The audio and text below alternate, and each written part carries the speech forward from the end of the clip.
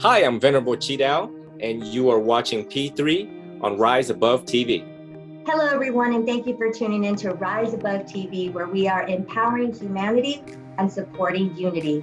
You're watching P3, the place where we feature individuals who tapped into their power, passion, and purpose.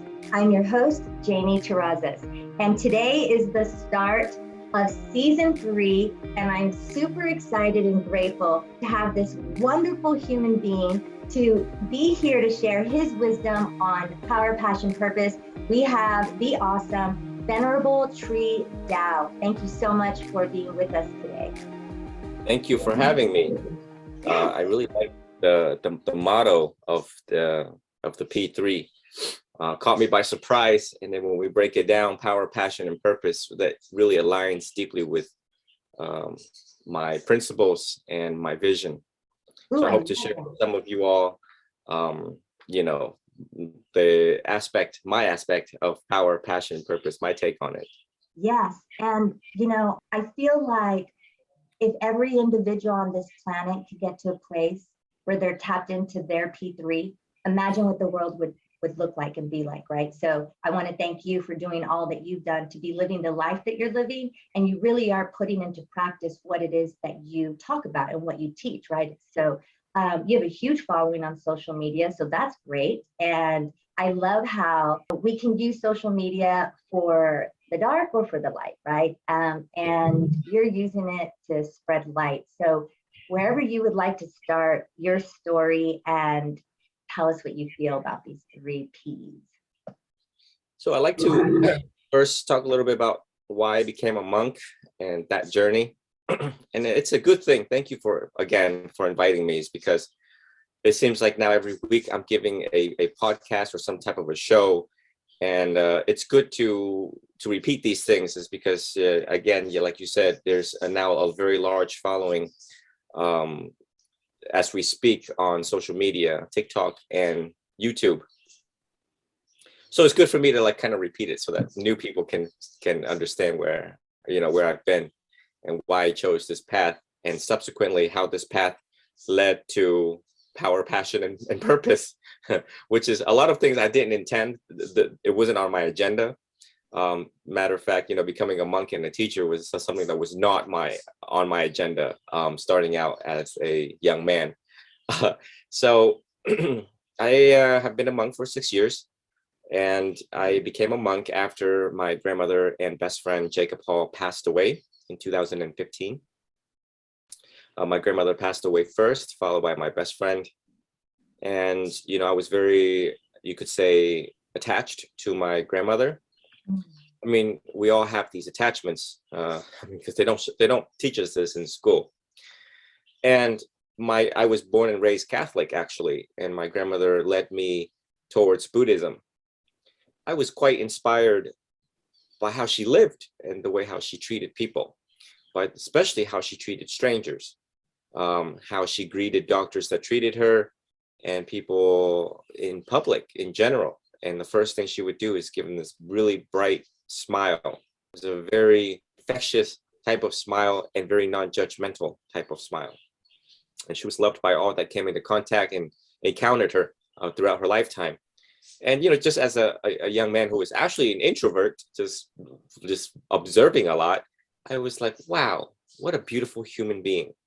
Because at that time, my lens were quite colored, and I did judge, actually. And I did all these things that we humans do. So I was like, Grandma, you don't even know that person. You're just so nice to people. Then my best friend passed away, Jacob Hall, due to an accident.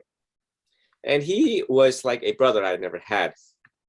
I was born in a single child. I actually had a brother, but due to miscarriage, my mom had a miscarriage, so he did not come to fruition. So Jacob was kind of like that brother I never had.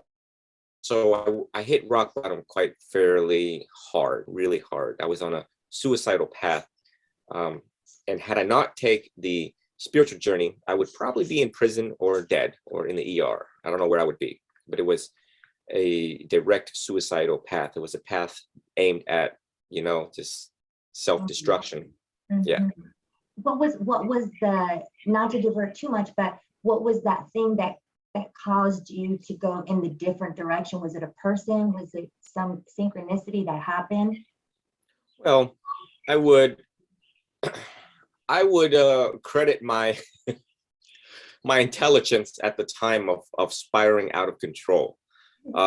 That to resort back to what I know best on the path to peace is Buddhism, is, you know, of what my grandmother introduced me to, and I was inspired so much by it. I mean, I've been meditating since I was 14, so that's about 20 years, coming on 20 years now. This is the 20th year of me meditating, but I did not, you know, I just, it was a very simple method, and I just practiced it, but I didn't really know the deep true meaning of what it's like to be a Buddhist, or its principles and its basics. You know, we had Vietnamese teachers, and I didn't understand them. That's just, I mean, it's, you have to be really skillful to meet people where they're at in life so that they understand what's going on.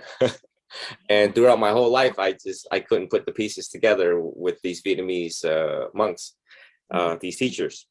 So, you know, something in my head clicked and said, listen, you're on a wrong path, and you need to just take this route. This is the road less traveled. Just give up everything, be a monk, do what they tell you to do, sit, meditate, sit with the silence, go through the pain, stop running away from the pain. And that I did. And I had, you know, very good teachers along the way. Did a 1-year silent retreat. That means very limited, extremely limited contact with the public. Hold in noble silence. I mean, things that happen unfold. We were to just, if we ain't got nothing good to say, don't say anything at all. Said the Buddha. And so, you know, it's amazing when you sit with the silence and you reflect and you think about the root cause of the problem. It's very insightful, very profound. Yes. And I feel like stillness and silence is underrated. And people, they have so much anxiety and they're just so fidgety and just that really is where the answers lie. And how long did it take you to get comfortable with the silence? Because obviously you'd already been meditating quite a bit before you decided to go. What do they call that when you go to the what? Like, is it a temple, a monastery? What's the word? A monastery. A monastery. How long before you started to get acclimated to the silence and the stillness, or did it come pretty natural because of what you were doing before? Yeah, so, you know, I've sat in meditation before for a long time using the Butto technique, in breath, But, out breath, To. It means Buddha in Thailand. It's a one-pointed concentration technique aimed at calming the mind, tranquility. You can do that maybe in a little bit if you'd like. Oh yeah, sure. Yeah. I progressed quite fairly fast, amazingly and unprecedentedly fast, even to my surprise.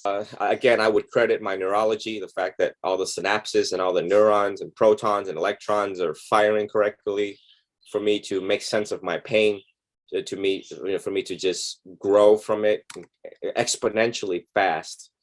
And so I would describe that 1 year equivalent to 10 years of practice, actually, of how potent it is. So when a person is diligent, patient, and fully concentrate on their practice, on their spiritual journey, particularly this tradition, you know, I can only speak from experience.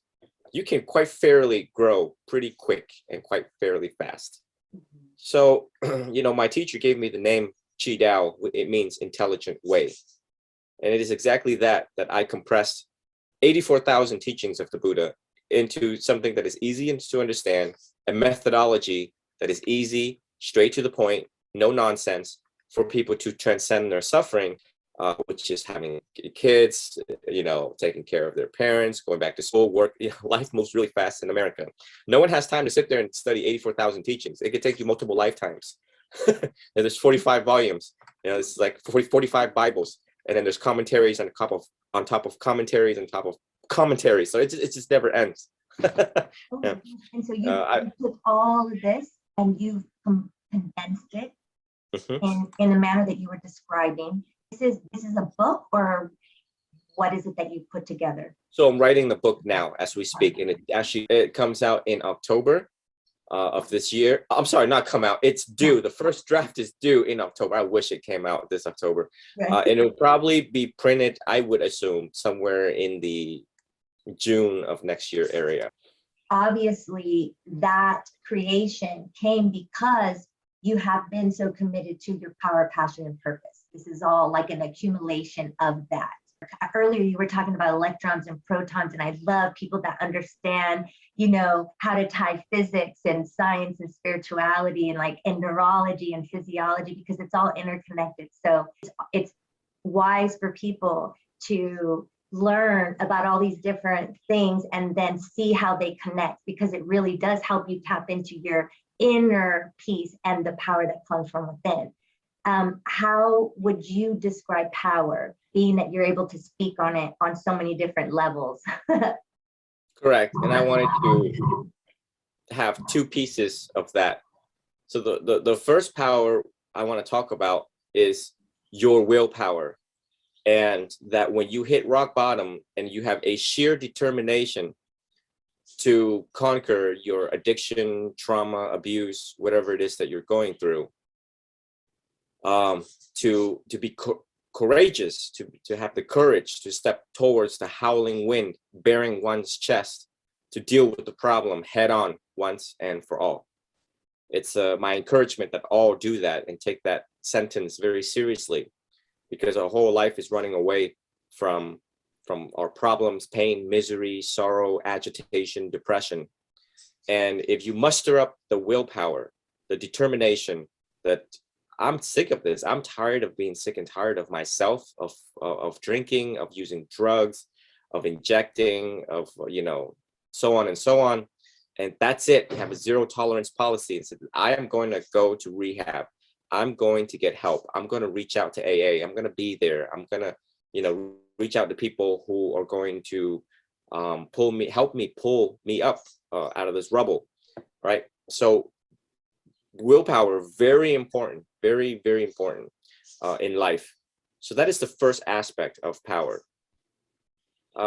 The other point of power is that I just wanted a nice quiet life after solving my problems, after solving my depression and anxiety and the downward spiral. I just wanted a nice quiet life. And so, well, I don't know, one day I tried the TikTok thing, and then it did what it did, which is the algorithm, and people started veering towards this. And I have a friend that I work with. His name is Darren Ford. He's a CEO and a marriage therapist, particularly addiction specialist. He's an addiction expert in California, treating all sorts of addictions, sex addiction, alcohol, drugs, and so on. And he told me, he said, Venerable, you realize you have a lot of power, right? And I was like, what do you mean? He says, you being in robes, you have a lot of power to inspire a lot of people. And that one sentence sat with me for a while, because in Buddhism, we really don't want to look at power a lot because it touches the ego.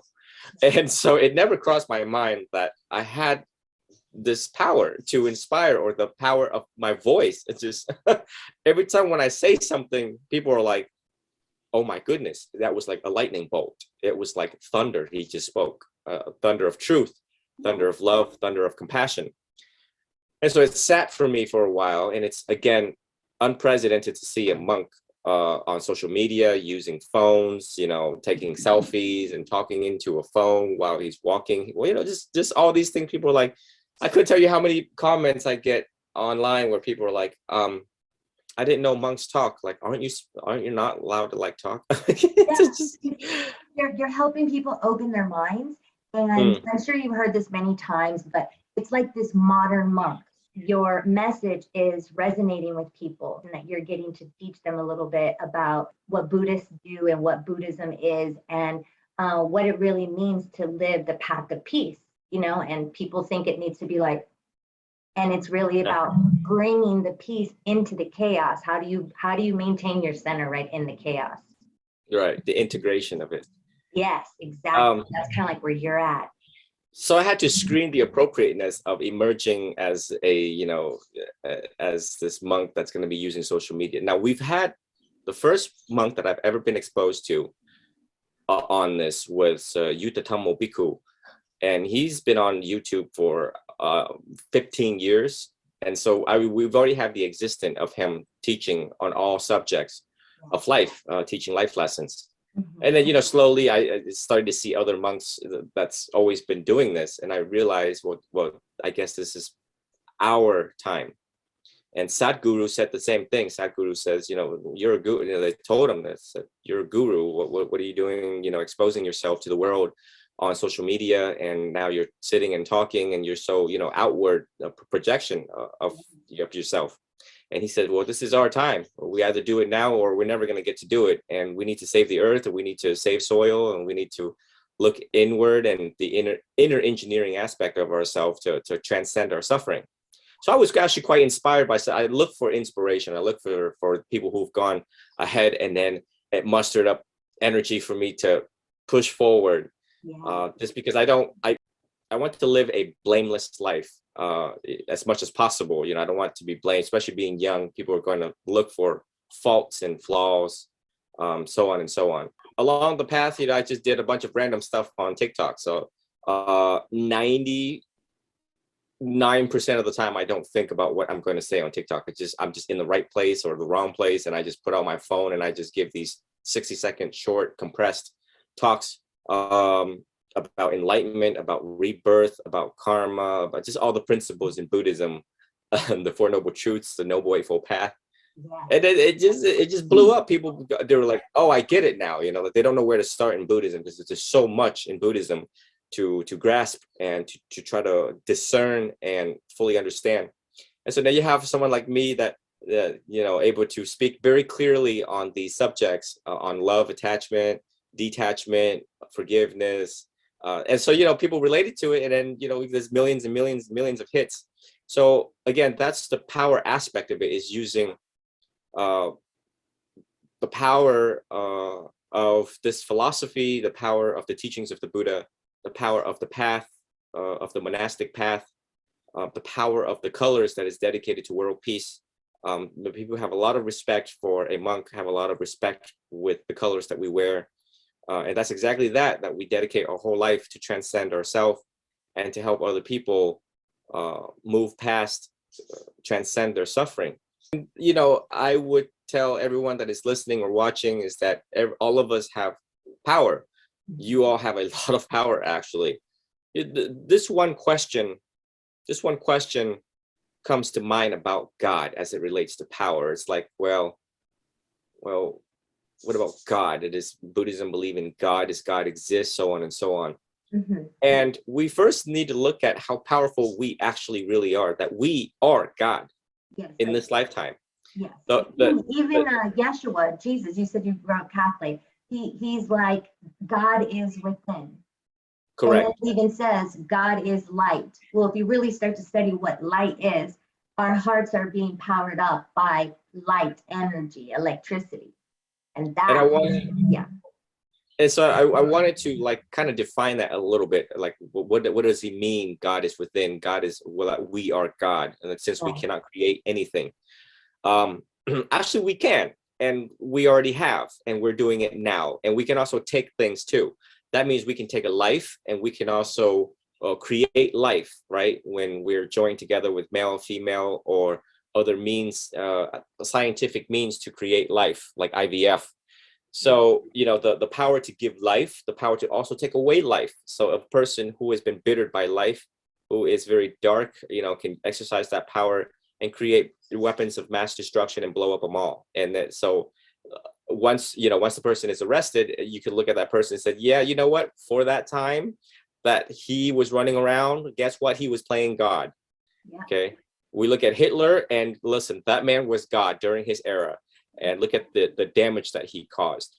So if we back to free will, like you were saying earlier, we have the choice to be as dark and far removed from love, or as far into unconditional love and light as we'd like. That's what's so unique about this experience. Correct. So everyone can exercise this power to inspire and to be the change that you want to see in the world, said Gandhi. And, no person is insignificant in affecting change. And we've seen the power of social media. when it comes to Black Lives Matter, police lives matter. When there's injustice in the world, people have a voice, and they just got to do is flip the phone right to them and speak their mind. Yeah. And you can inspire millions and billions of people in the world. So Mm-hmm. yeah, I like to conclude that aspect of power, but that's my take on it. Yeah, I love it. And you're so passionate about what you do. Were you like a passionate kid? Like, what were you passionate about then? Or was that something that came later? So when I was a young man, I actually aspired to, I wanted to be in law enforcement, actually, because I grew up watching a lot of things unfold, domestic violence, a lot of things were out of control in my life. And so I figured, one way to be in control is, it goes back to the power thing, right? It's a different kind of power. The power to stop human behavior, the power to stop an aggressor, because I've been watching aggression my whole life unfold. And so, of course, growing up, I was never a good boy. I didn't sat there and, behaved. I just was an aberrant young man, just acting out all the time. Speeding was one of them. Racing on the road was one of them. So if the police came, they would like show up to my parents' door every night, returning me back home. They're like, you need to get your son, because your son is a menace in the city right now. And so I applied to be a state trooper in 2012, 2013, somewhere along that line. And Captain George Carter says, you want to give people speeding tickets and you have 3 pages yourself? How about you try back in 3 years? So I realized I wasn't mature at this point in my life, at age 20 something, to take on this job of public trust. And so I decided to go to college. I went to Eckerd College for 4 years and changed my mind about, going to law enforcement. Maybe it's not for me. But then that's when, on or about the same time after college, is when my senior year that my grandmother passed away, and it led to a different passion. So, being a monk and now in a position of teaching was like, it's different, because number one, everyone in my family is an educator. Most of them are professors. My dad being a triple discipline professor himself. I go to Vietnam to visit and people recognize me. And they're like, are you Mr. Track's son? And I'm like, that's my grandpa. Like, I've never seen you before. I'm from the US. How did you know that I resemble my grandfather? And they spoke about my grandfather being, he was such well known in Nha Trang City as the great professor of teaching English, that, now his students are like now meeting his students. So I didn't want to be a professor. I didn't want to be a teacher. I didn't want to be, this spiritual person that teaches, is because I don't know, they told me a lot of them. My dad told me stories about what it's like to be a teacher in Vietnam, and they don't make a lot of money. And my grandfather taught so much and so long in one day, like 12 hours of teaching, that when he got home, he could barely eat. He just ingest a little bit and then just go to sleep to repeat the next day, since he had like 6 kids.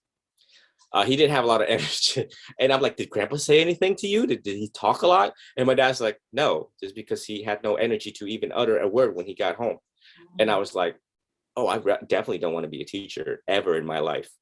And then, so after, my ordeal and transcending my suffering, and I did the TikTok thing, and I realized, well, even before that, people started asking me to teach at different places. And I just tried it. I was very shy. If you go back to some of the earliest video from 4 years ago, 4 or 5 years ago, you can tell I was very shy, very reserved, and I'm very nervous. And again, just all of the public anxiety of teaching publicly in a crowded mass of people. I don't know how I got through it. I just had to make it till you make it. Right. And you even said earlier, like, you were an introvert, so for you to be doing this, each time you would go in front of a crowd or in front of a microphone or anything like that, you were totally stepping into your fear. Yeah. And along the way of teaching, I had favorite subjects that other teachers did not teach a lot. You don't see it a lot. Again, we young monks are always looking for people who've gone first so that we can replicate. Replicating is easier than to be innovative, because then they're going to blame you if you do. But I was very passionate about like teaching death meditation, and not a lot of teachers teach death meditation. Yeah. So I went, I pioneered it straightforward, even before COVID, to prepare people for, things that could happen in life. Yeah. And then slowly I get all sorts of students coming in. I get students that are 80 years old that could be like my grandfather. Yeah. And they thanked me for teaching them how to achieve peace, and just the collective feedback that I got starting out as a young teacher, that was very inspiring. And I realized I really enjoy doing this. I realized that there is no greater purpose. There is no greater joy, happiness, you name it, the magnitude of teaching people how to achieve peace. Is because I can teach you like let's go fishing. Is like, yeah, here's a pole, here's a hook, and here's some shrimp. Here you have it. Throw it in the water and you'll probably catch a shark or whatever, right? Or a catfish. But teaching people how to achieve peace is extremely difficult. Yeah, when I was younger, I was curious about, well, what is this life? What is this life all about? Like, why do people behave that way? And what is the meaning in this life? What is the purpose in this life? And what is my purpose? So I read a lot. I read a lot of obituaries. I read a lot about biology, history. The amount of notes that I've taken, handwritten notes that I've taken, would be from the floor all the way to the ceiling of the monastery. That's how much. And I have those notes still. I mean, I scan them. A monk's room is very, very small. We sleep on the floor, so Okay, gotcha. we don't have anything. We own nothing, and we want nothing. That's what less is more in Buddhism. So so everything connected all together, everything that I have studied to help people, first and foremost to help myself, and then now I get to use the same information that I have acquired throughout my life to help people of all sorts of ages. Then I started doing one-on-one sessions with people. I still do that now today. It's like Buddhist psychotherapy, right? Yeah, and now I don't know, I just became really good at it. Right. Coming up with a method to meet people where they're at in life, no matter where they are, dying, death, hitting rock bottom, addiction, abuse, trauma, trying to make sense of it, and then coming up with a solution to their problem and measuring their progress on a scientific level. Yeah. So, and it just became a passion. And now like just yesterday or the day before yesterday, for all the one-on-ones that I have missed, is because I was exhausted. This is the second alarm that is ringing now, because the first exhaustion was when I passed out during a one-on-one, because I want to help people so much that my body's telling me, listen, you can only do so much. And over the past 48 hours, I missed one-on-one sessions with people, is because my body just would not let me do it. Yeah. Because, and then I'm like, there's this pull, this tug of war right now within me about writing the book and continuing one-on-one sessions, is because writing the book, people have something to hold, to read, to keep for a very long time, a book of instructions, how to deal with their problems. Yeah. And then there's this other side of me that I really like doing this one-on-one sessions and looking at you, the face, the expressions, the stories that is behind people. When I was in college, I studied counseling psychology at Ecker College. And I always wonder what it's like to like really sit in front of people who are dying, who are struggling, who are in pain, who are in misery, who are agitated. I wanted to be a doctor of love. I'm sorry, a doctor of happiness, love and happiness, because, a PhD in psychology is exactly that. You're a doctor of happiness. And so Crystal, who it encouraged me to go back to college, because I dropped out. I went to St. Pete College and then dropped out because its quality of education just not good there. So she told me, she said, Jidao, you realize that they're coming to you because they're not happy, right? And that's the first time I was like, like a big sigh. I was like, oh boy, it's like a big responsibility.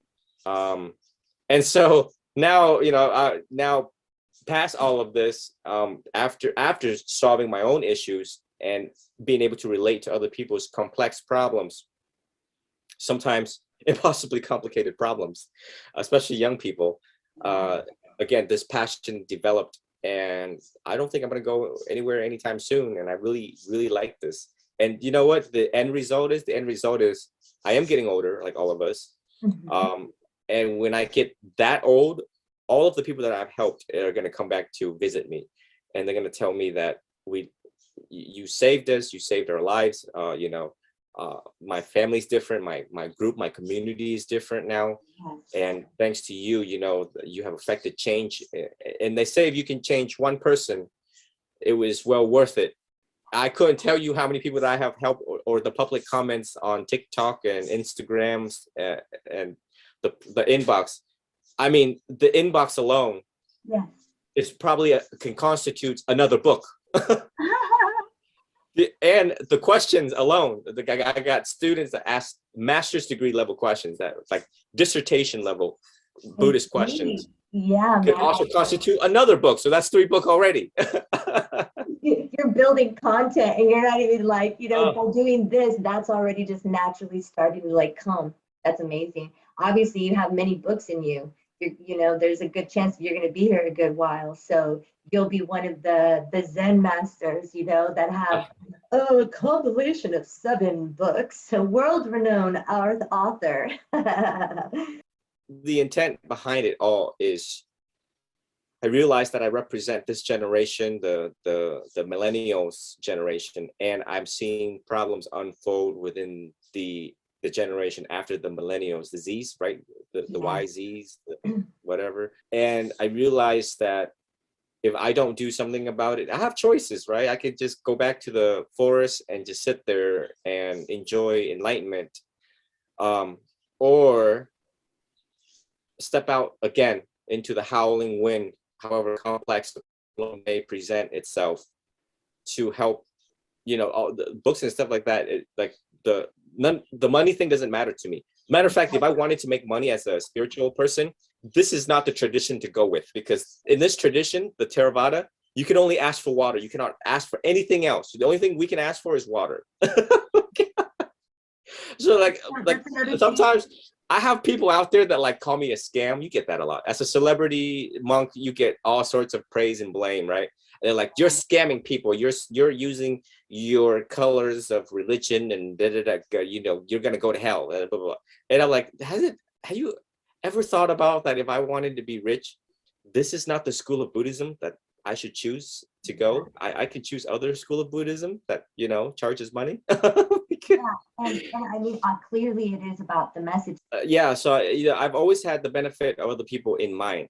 Even when I was hitting rock bottom, I spoke about this energy thing, vibrational thing, with experts just yesterday, and the day before yesterday, and I realized even in my darkest days, where I was actually in fact dark, where I was in fact actually dealing with things about me, and I didn't have the bandwidth to help other people, there were other people that came forward to me feeling so comfortable in sharing with me with their story as I'm dealing with my own.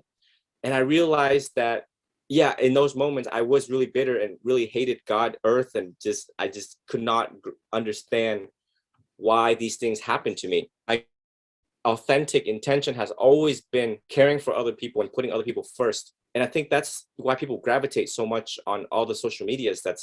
I think they see it. I think they feel it. Out of all the teachers, out of all the teachers that have gone forward, scholars, just some teachers out there are actual fully enlightened beings who are now still existing. But yet they chose me, which is a very junior monk, And again, if the intention and purpose, I guess that moves down to purpose, right? Obviously, you've discovered your purpose at a pretty young age. Not everybody gets to do that. You know what I mean? But purpose is a big word. There's like what that purpose is in life and what you'll be doing with your life. But the simple purpose, really, what would you say is for a human being? What's like just the simplest of purpose? I would agree. Most of our philosophers and people who've gone before us, that the purpose of our lives is to help others through it. because if we think about this statement, if we think about it, what greater, grander joy is there when we do the total opposite, which is not to help people, but to always be self-centered and always about me, my, and I. Think about it. Right. I've seen the end results of that. And if people look carefully and observe, all you got to do is go in the nursing home or where the end of life stages are, and you just analyze their faces and you talk to them and you get their story and you interview them, and you realize that they're going to be bitter to the end. They're going to be resentful to the end. They're going to be, I mean, it's because these people did not more and take less. They took more and gave less. That it was all about them in their life, that they helped not that many people. Earlier, you were talking about how when you work with people, when you give as much as you do, because right now we're talking about selflessness, right? And that it's not about being selfish, but there is a balance because we need to have self-care, because we need to be real vital so that we can give to others, right? That our well is full. So I wanted to touch on that in terms of what you do for your self-care when you realize, hey, I need to take some downtime. Yeah, so I mean, I'll tie this into purpose. Is that first and foremost, the method is to take care. You got to take care of yourself first and foremost. As we talk about the three P's: power, passion, and purpose. Is that you can't help other people if you cannot help yourself. I would not be in this position to help people had I not done my homework and I had I not take care of myself. I mean, if I was still broken and in pieces, there's no way I have the bandwidth, the capacity to take on other people's stories. And I have to like mend my own heart, and then as you mend your own heart, there's room in that heart to listen to people's stories and take on a lot of pain that is necessary for deep understanding. Just an open arms like this so that people can come forward, and that you can hold them. You can hold them in many ways. You can heal them in many ways. But so for self-care is you got to look at the middle way in Buddhism, which is if you follow the Noble Eightfold Path, is aimed to help you find your middle way, which is not too extreme of something and not too lazy of whatever. So like, don't lay in bed all day, every day, wallowing in sadness and depressed. And the extreme is that don't sleep too much either. Don't drink too much, don't smoke too much, don't have too much sex, don't drink too much water. So when you see the extreme of doing way too much, working yourself until you hit the grave, it's not a good thing. We want to find that balance. And you look at the details of your life. Everyone's life is complex and everyone's life's got little details in there. So write it down. You want to know about yourself. You want to know the blueprint of your life and how to figure this thing out. It starts right here. Pen, paper, right? And then you just put the word me in the middle, and then you draw lines out. You draw all sorts of lines: friends, faith, family, fiance. So you look at these areas of your life, and then you draw lines out, right? If there's friends in your life, well, how many friends do you actually have? How many best friends do you have? Good friends do you have? So on and so on. And then eventually it will all kind of make sense. And you're like, well, I can cut back this person, cut back the drama. How about shopping, grocery shopping? What do you have to do? When you look at the science of this type of management and the science of money management, again, there's a science behind it. We've got it down to a science, logistics and details. Then a person, then you're less stressed because everything is quite in order, or as in order as it is ever going to get, quite organized, psychologically organized. So again, just looking at that and wrapping it up one by one, working on it one by one, and possibility reach out to an expert that can help you put your life in order. I really love that little exercise that you gave them. I know we're kind of coming towards the end here. Is the breath exercise short enough that you could just kind of tell us, kind of guide us through that? I'll give the 4 techniques that I teach, and people can try this at home. Okay.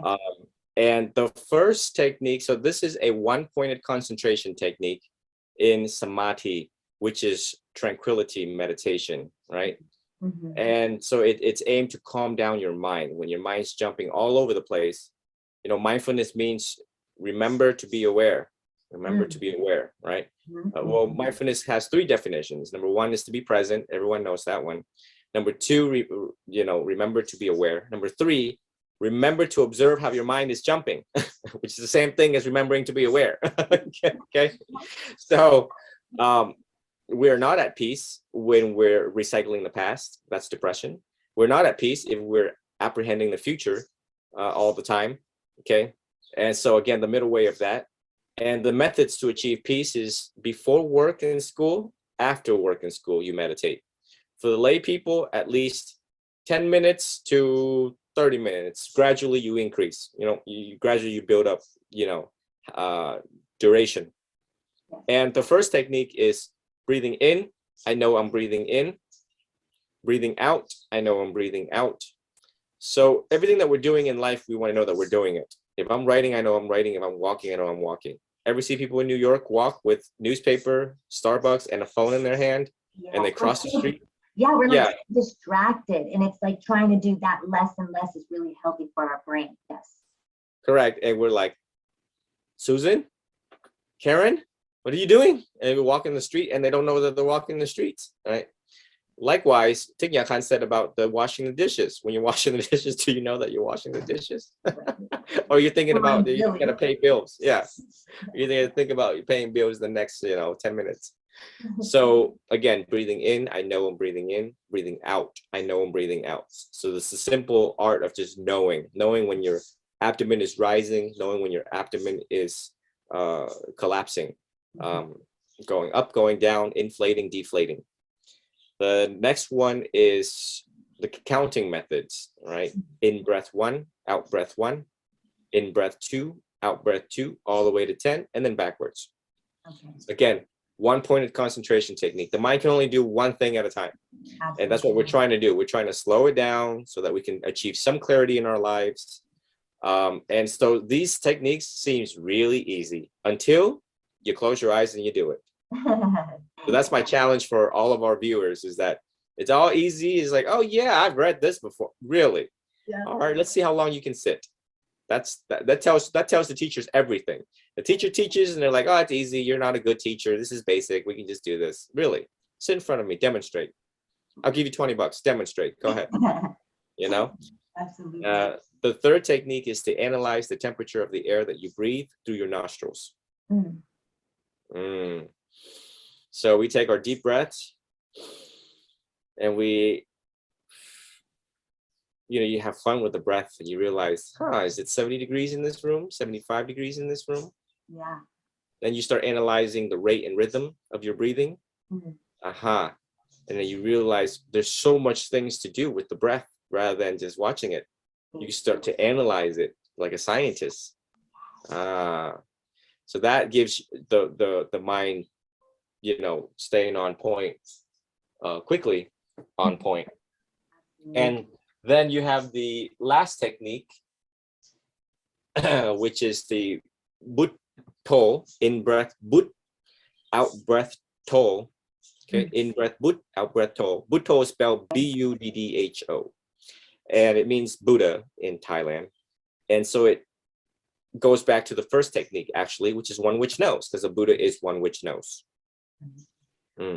And that I have practiced for a very long time because it's so simple, so easy. In breath But, out breath To. And so these are some of the basics in mindfulness of the breath, anapanasati, also known as samadhi. And after a student master this, then we move on to more intermediate and advanced level meditation, which is vipassana, insight meditation. And that I approach teaching from an academic standpoint, and it needs to go slowly, thoroughly. But for now, just practice the basics, because I did samadhi and 5 years of asana. And so I'm giving you all the methods that worked for me. And if it worked for me, it will most likely work for you. So you get really curious about your respiratory system, your nervous system, and your endocrine system. You start to understand how to be the chemist of your blood. And that's when life gets really interesting, because now you have your hands on the dial of vitality, creativity, and prosperity. Because when you're more at peace, all of those come more online. Yes. Again, the benefits of meditation can be Googled online, and you're going to see like 25 to 30 types of medical benefits.